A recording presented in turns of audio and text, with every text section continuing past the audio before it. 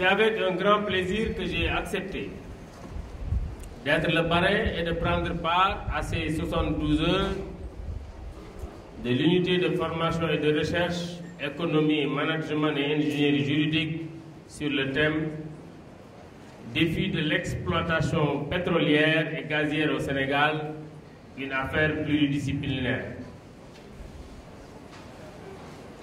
pour lequel je félicite l'Université Alioune Diop de Bambey, au premier rang le directeur de l'UFR, pour cette initiative qui constitue, à ne pas douter, une occasion d'échange et de dialogue sur les questions relatives au secteur pétrolier et gazier au Sénégal.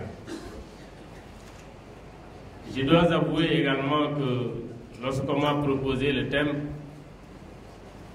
je me suis posé beaucoup de questions, parce que quand même, c'est vrai que j'ai été le premier ministre de l'énergie du président Macky Sall en 2012, mais j'ai quitté quand même ce secteur depuis longtemps. C'est un secteur d'intérêt qui intéresse tout le monde. Je pensais que si on m'invite, c'est pour me parler des élections, puisqu'on venait de tourner la page des élections. Mais avec le forcing des étudiants, j'ai été obligé d'accepter.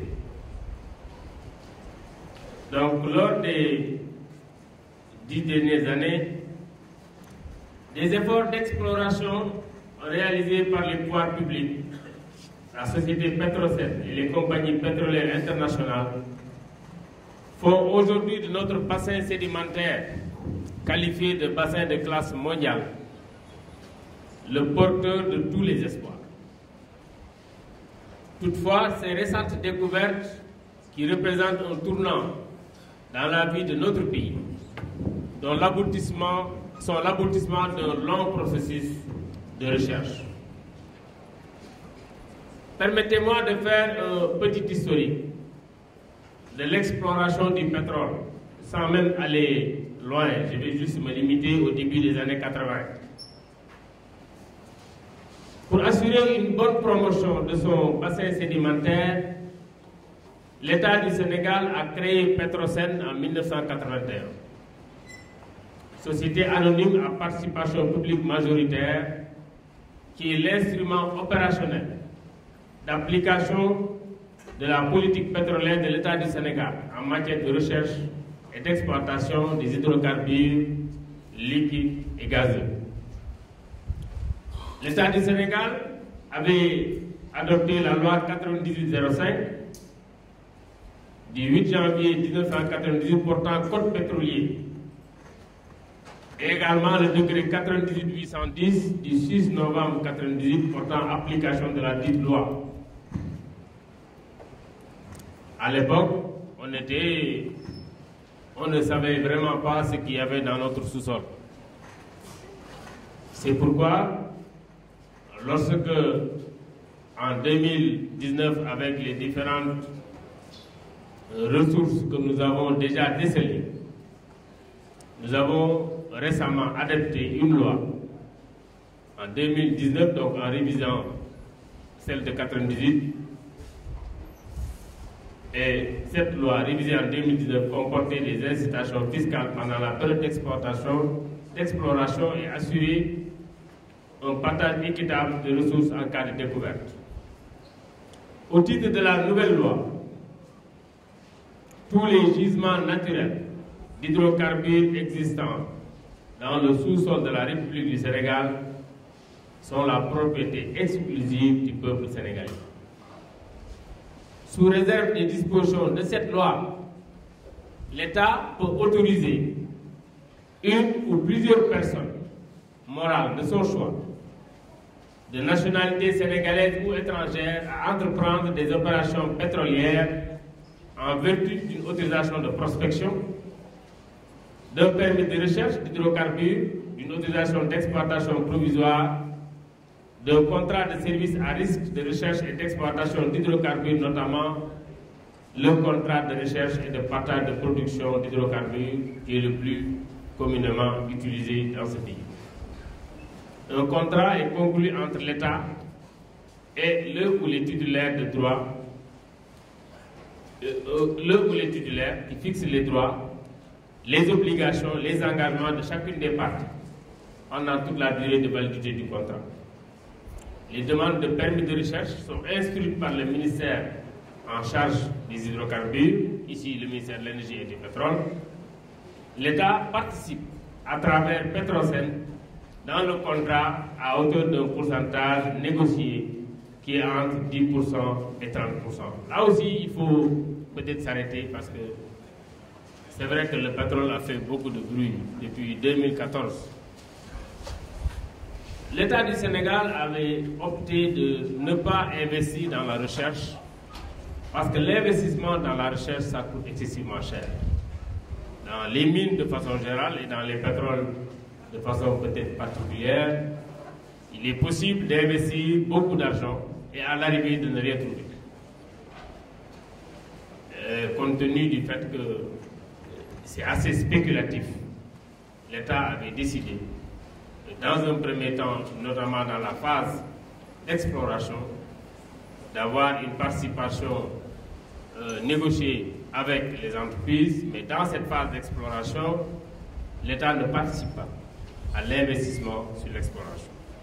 Maintenant, une fois que des découvertes sont faites et qu'on veut aller dans une exploitation, l'État peut participer à l'investissement, qui sont quand même des montants assez lourds. Nous aurons peut-être à le voir tout à l'heure. Le contrat de recherche et de partage de production d'hydrocarbures est signé après avis du ministre chargé des Finances entre l'État du Sénégal et le ministre en charge des hydrocarbures et le contractant, constitué par la compagnie pétrolière internationale et Petrosen. Donc là, on a une association. Il est ensuite contresigné par le président de la République. C'est le seul contrat, moi, que j'ai vu dans notre pays, contresigné par le président de la République, après avoir été signé par le ministre en charge de l'énergie. Et plus, non seulement le président le contresigne, mais il faut encore prendre un décret pour approuver ce contrat. Un accord d'association est conclu entre Petrosen, qui gère la part de l'État, et la compagnie pétrole opératrice. D'ailleurs, certainement, vous avez beaucoup entendu parler du contrat de Franck Timis. C'est un État. Le contrat avait été signé le 17 janvier 2012 par le président Wade. Et puisque, avant que lorsque le président Macky Sall venait au pouvoir, le décret d'approbation n'était pas signé. C'est pourquoi c'est le président Macky Sall qui a signé le décret.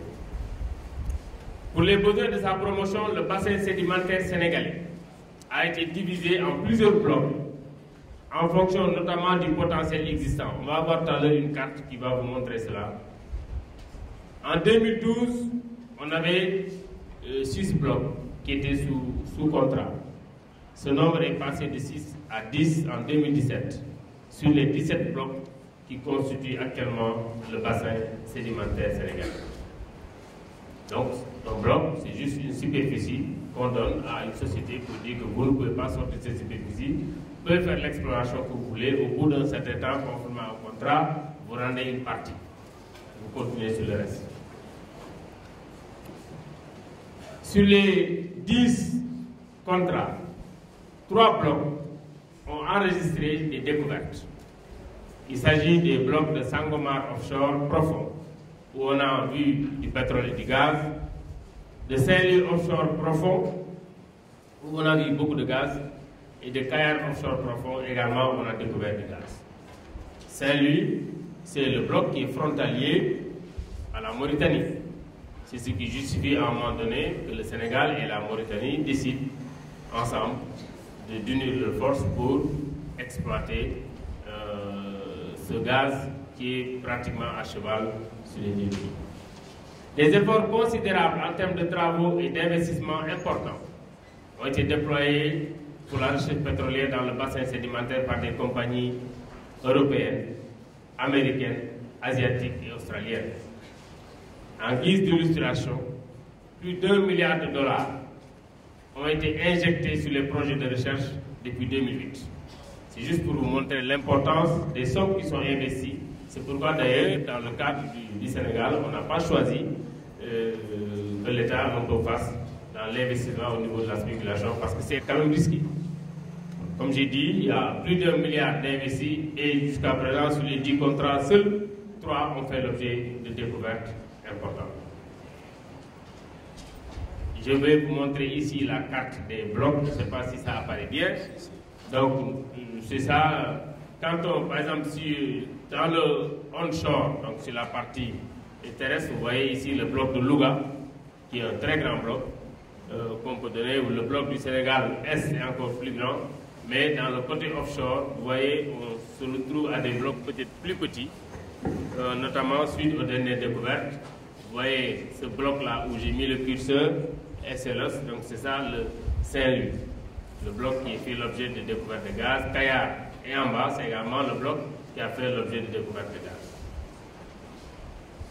Saint-Louis, offshore, shallow. Shallow, c'est parce que c'est pas très loin. Donc on le différencie shallow, profond. Des fois, les gens utilisent le terme anglo-saxon deep, mais c'est tous pour dire la même chose. Et ici, je vous ai mis les 10 contrats qui sont actuellement en vigueur au Sénégal. Certains depuis 2012, d'autres 2013, 2015, 2017. Et vous voyez dans cette colonne la participation des différents contractants. Par exemple, pour le premier bloc, nous avons Total, Petronas et Petrosen. Dans le deuxième, qui est Ultra Deep Offshore, nous avons Petrosen et Total, ainsi de suite, jusqu'au dernier, Kayar Offshore peu profond, où nous avons Oranto et Petrosen. L'essentiel de ces permis étant encore des permis sur lesquels les recherches sont en cours.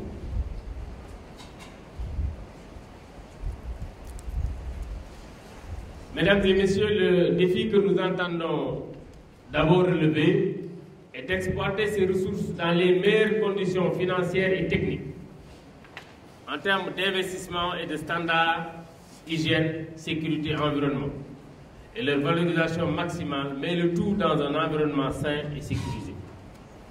Avec les découvertes majeures de pétrole et de gaz faites au large de nos côtes entre 2014 et 2016, le Sénégal se prépare sans équivoque à rentrer dans une ère nouvelle.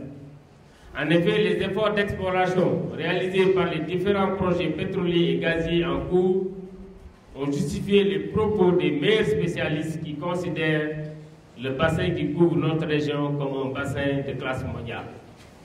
Les réserves de pétrole de Sangomar ont été largement confirmées.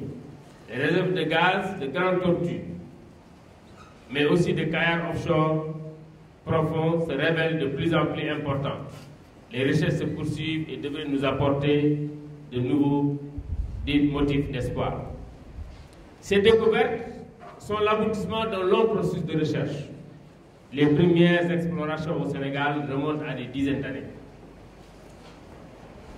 Depuis les années 90, une production de gaz modeste, mais importante, contribue à la satisfaction des besoins du pays. Lorsque j'étais ministre de l'Énergie, je pense d'ailleurs, si je ne me trompe pas, c'est quand le président Macky Sall était à l'époque ministre de l'Énergie, on avait commencé l'exploitation du gaz. Nous avons du gaz à Gadiaga et nous continuons à l'exploiter. Lorsque j'étais ministre de l'Énergie, la seule ressource qu'on exploitait, c'était le gaz, avec une société américaine, Fortesa. D'ailleurs, à l'époque, on avait même des problèmes avec le réseau pour l'exploiter. Finalement, on a pu trouver une convention avec Sococim qui exploitait, qui utilisait ce réseau moyennant notamment un contrat avec les pétroliers, avec également Petrosen. Un développement pérenne et inclusif du secteur pétrolier et gazier requiert des ajustements, autant sur le plan organisationnel que sur le plan législatif et réglementaire. Suite à l'initiative pour la transparence dans les industries extractives, l'ITIE. Là également, je précise que c'est moi-même qui avais signé en tant que ministre de l'Énergie pour demander notre adhésion à l'ITIE. C'était en 2000, je pense que c'était en 2013. 2013. La création du comité d'orientation stratégique du pétrole et du gaz. Je pense que celui-ci, peut-être Diop va revenir dessus pour que les gens comprennent c'est quoi. Parce que nous avions décidé volontairement de nous soumettre à cet exercice pour prouver toute la transparence qu'il y a que le président Macky Sall lui-même avait tenu à imprimer dans la gestion donc, du pétrole, du gaz, également de toutes les mines que nous développons dans notre pays. Le président Macky Sall a créé récemment le COS-Pétrogaz et, considérant les défis et enjeux, a mis en place l'Institut national du pétrole et du gaz qui vient compléter le cadre de gouvernance et de gestion du secteur pétrolier et gazier. En janvier 2019, on a adopté par l'Assemblée nationale un nouveau code pétrolier et une nouvelle loi sur le contenu local qui permet de consolider le cadre légal du secteur en attendant la loi sur la gestion des revenus, parce que ça c'est une autre loi qui permettra de dire sur les ressources que nous tirons du pétrole. Voici ce que nous utilisons pour le budget, voici ce que nous utilisons pour les générations futures et voici ce que nous utilisons pour d'autres utilisations. On veut que ce soit un cadre légal défini au départ, avant même que les ressources ne viennent. Je dois aussi préciser qu'en dehors du gaz, jusqu'à présent, nous n'exploitons rien du tout.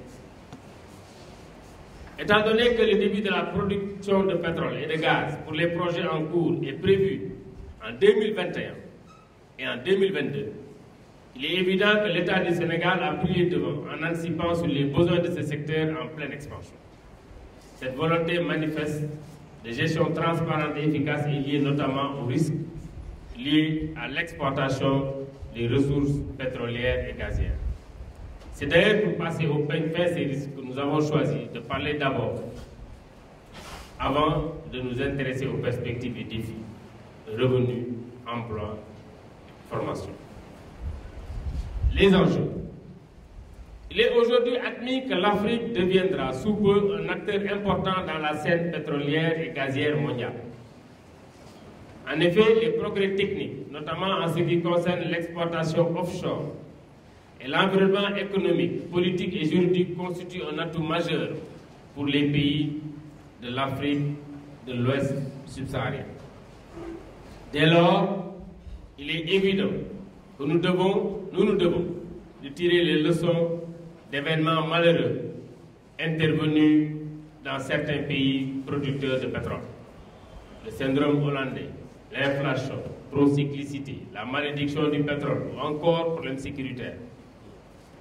Le public sénégalais est aujourd'hui familier avec au moins un de ces termes décrivant les principaux risques associés à l'exploitation du pétrole et du gaz. Le caractère pivot de ces ressources énergétiques, et ce à travers le monde, fait que leur présence dans un pays ou une région donnée peut être source d'instabilité économique, politique, voire même sécuritaire. Toutefois, l'État du Sénégal, avec les efforts qu'il est en train de fournir, œuvre dans l'optique de faire de ces ressources plus qu'une bénédiction, en saisissant toutes les opportunités relatives. Dans cette optique, la stratégie de gouvernance et de gestion du secteur est basée sur une approche de mitigation des risques, et ce, à tous les niveaux de la chaîne de valeur. Le Sénégal peut compter sur un existant très robuste, qui fera l'objet de renforcements additionnels afin de gérer au mieux les défis liés à son nouveau statut de pays pétrolier. Sur le plan sécuritaire en particulier, la localisation maritime des découvertes de pétrole et de gaz permettra de renforcer le dispositif qui est déjà mis en place en ce sens, notamment la révision et l'opérationnalisation effective des plans d'urgence développés par l'organe dédié, la Haute Autorité de la Coordination de la Sûreté Maritime et de la Protection de l'Environnement Marin, ASMAR, parce que, comme je l'ai dit, l'essentiel des découvertes se trouve en mer, donc offshore.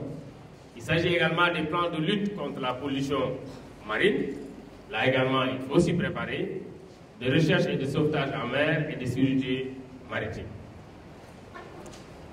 À ce dispositif de haute facture s'ajoutent les activités de surveillance et de veille de la Marine nationale dans les eaux territoriales sénégalaises qui permettront également de rehausser de façon significative les mesures sécuritaires déployées autour des différents projets par les opérateurs. Certainement, vous avez dû également suivre en même temps que nous tous les problèmes d'insécurité au niveau du golfe de Guinée et ailleurs, partout où en tout cas on fait l'exploitation de pétrole. Même dans les chemins de passage, il y a quelques problèmes de sécurité.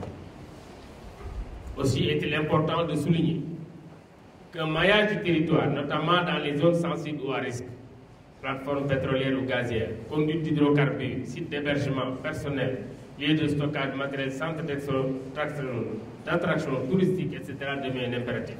C'est vrai, il faut sortir le pétrole, mais il faut l'amener là où on l'exploite.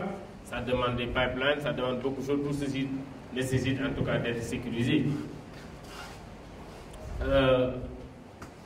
À ce titre, un pas important de la politique sécuritaire du gouvernement lui est consacré. Parce que là aussi, il faut qu'on se prépare. On peut en citer à titre d'exemple la création de nouvelles unités de la police et de la gendarmerie dans les zones déjà ciblées. L'armée nationale n'est pas non plus en reste en ce qui concerne la sécurisation des zones frontalières, car il ne faut pas l'occulter. Les richesses générées par ces ressources aiguisent bien des appétits et qui ne sont malheureusement pas toujours bienveillants. Je veux parler des activités terroristes et autres crimes organisés qui secouent notre planète et dont les auteurs sont fortement attirés par l'appât du gain. C'est dans ce sens déjà que le Sénégal et la Mauritanie envisagent une étroite collaboration des forces de défense et de sécurité des deux pays afin de veiller sur des problèmes sécuritaires que pourra poser l'exploitation du gaz découvert à leurs frontières communes. Mais des années, voire des décennies au préalable, c'était le Sénégal et la Guinée-Bissau, notamment pour la zone commune qu'on appelle la zone AGC. Perspectives et défis. Les revenus, d'abord, les découvertes récentes de pétrole et de gaz au Sénégal représentent un tournant dans la vie de notre pays. Elles apporteront au pays des recettes supplémentaires qui faciliteront les nombreux projets de développement, en particulier dans le cadre de la mise en œuvre du plan Sénégal émergent, dont, il faut le rappeler, plusieurs projets phares sont déjà en cours de réalisation.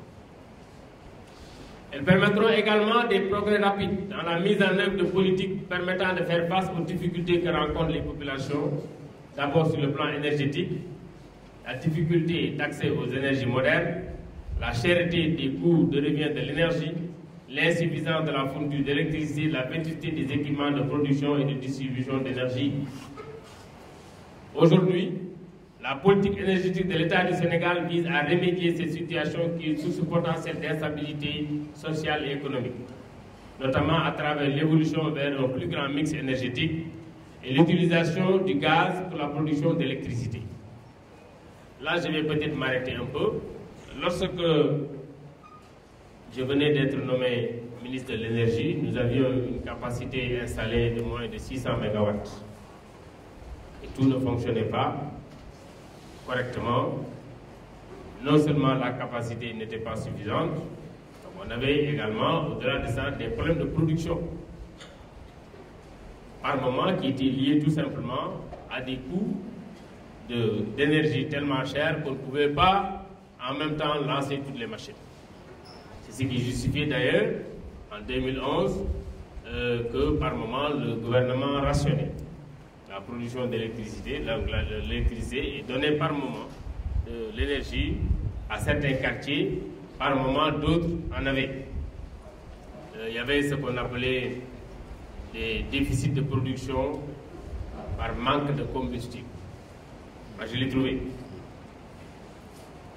Le baril coûtait très cher et malheureusement, plus de 90% de l'énergie qu'on produit se fait avec, je dirais même pas du HFO, du heavy fuel, mais avec du gasoil.